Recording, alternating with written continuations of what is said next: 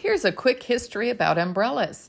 Umbrellas have been around for about 4,000 years. They were first invented in China to provide shade from the sun.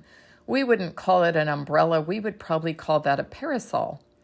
In some ancient cultures, the use of the umbrella was restricted to kings, clergy, and dignitaries, or very important people. Some kings even made declarations and said who could and who couldn't use a parasol.